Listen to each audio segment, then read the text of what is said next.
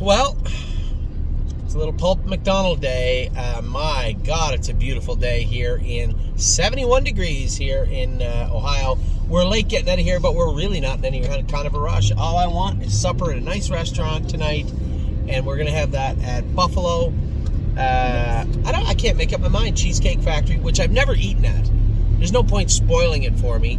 I've never actually gone in the doors of a Cheesecake Factory. It looks amazing, has a fantastic name, but I've never actually entered the doors of a... What's wrong, babe? She literally waited until you pushed that, and now she's telling me. Yeah, she's going to tell a story now. What's wrong, babe? She's a little tired. So I've never actually walked into a Cheesecake Factory. I don't know if the food's good or not. I'll give you a little review maybe tomorrow or the next day. I think we're going to the Cheesecake Factory. There's a little steakhouse there. I can't wait. Can't wait. So I am going to get done here. I had to go get a little bit of equipment for Jason's barn. They need some bat wrap, a couple of sets of trotting boots.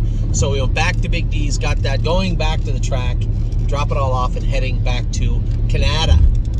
Now, as I said, what's that? Because I can. It's a free country. You can't tell me what to do. Are you all done this? Delightful. A big day at qualifying today. As you guys, many of you, my partners out there that may be at horses qualifying today, saw we had a big day today. I'll be completely frank with everybody. Confederate Cruiser's line looks good, but he was a little flat today. I thought he'd be a little bit better. We're going to put aluminum shoes on him, change his shoes, and put him back into qualify next week and see if he's any better. I might actually tell Jason to put an open brow on the pouty little bugger. I think that's what I'll do. Tell him to jog on an open. We'll qualify him on an open, see if he's any better. He loves jogging. I know. Jason, he'd just break out in hives. We'll see. I'm not that worried about it. Cruiser was okay, but, you know, it's hard. It's so unfair to Confederate Cruiser because really, everybody is kind of comparing his line to Procrastinator, and I can tell you there is a wide berth between those two horses. Now, that's not to say the Cruiser's bad. He is what he is. We all know that. But Procrastinator was exceptionally good today. Here's a horse that, you know, quite a roller coaster with this guy. So I'll just give you a little timeline of Procrastinator. We bought him relatively affordably. Got him home, got him going. He was okay, but ran, galloped, couldn't get him gated out properly. He didn't look proper. Got him fluoroscoped. He had a number of issues that were bothering him. But through all that, he still trained down, got to the races, looked good. Actually, when we went and qualified him in Ohio, he looked like a real nice horse. Then we raced him his first start. He was kind of flat. I think we sold our spot in the next generation and continued on with him. And he had a really lackluster year. He won that race at the fair and then come back and got beat in Urbana, and we turned him out. Just hoping he would come back and look sensational. Instead, he just looked okay training down, running in a little bit. We changed his gear, changed his shoes around. Then he started to get better and better and better. And then I started hearing, geez, Procrastinator trained good today. I got to sit behind him. He looked awesome. We trained him last week in 2.5. I think Tim went with him, said the horse was fantastic. I schooled him last week. 2 weeks ago, Tim went with him. I schooled him last week. Man, he felt really good.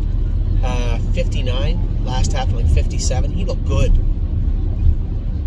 Put him into qualified today, but he's still, like, this is a horse that used to get a little hot, a little grabby, really racy. Maybe wash himself out a little bit. I was so surprised. Put him in, chill, going up to the gate, quiet. He wanted to leave out of there. I just kind of gave him a little seesaw, got him off the gate, got him away in the 5-hole. Quiet. I'm like, wow, I can't believe how quiet this horse is in this setting. Because, I mean, in the schooler last week, there was like 2 horses. It's not like Ontario schoolers. There was like 2 horses in the schooler. One was in a jog cart. The guy had a pair of overalls on. You knew the horse was ready to go a mile about 2:11.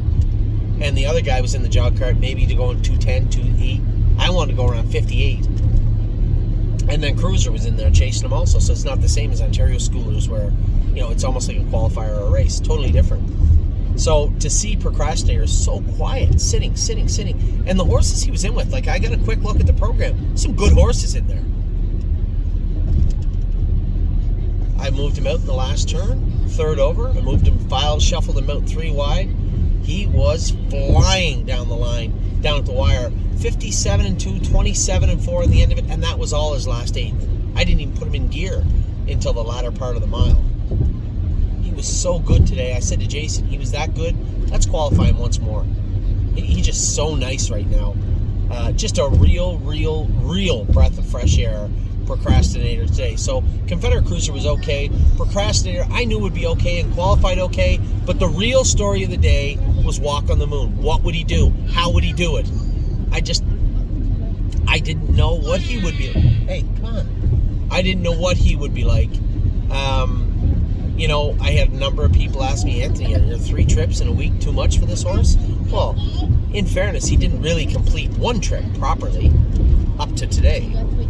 And I know that I said, he just didn't feel right at Northfield Park and rolled off, and maybe we'll change some shoes on him, send him over. I said, first off, maybe just not getting around a half good. Okay, so we send him over to the Meadows, where he made a break in the Meadows of Dave Pallone. That was what I would call an unforced error. That wasn't Dave Pallone's fault. This is a horse that went in 53-3 at that track. He should not have made the break he did. It's just as simple as that. It was an unforced error on Walk on the Moon's part. And I had, again, a number of people saying, well, how bad are his feet, or what's going on with him? We bring you guys all the information, but as I'm bringing it to you, it's already being addressed. So if I say a horse's feet are sore, it's already being worked on, right? So we get the horse back from the Meadows. I'm torn. What do I do with this horse? This horse now I'm starting to get angry. There's no reason for these breaks. I know a lot of people are going to stick up for him and say, it must have been this. There is no reason for those breaks. I don't care if his feet are pinching him a little bit. There are lots of horses we race full time where it's a chore to keep their feet good. It's a chore to keep their feet good.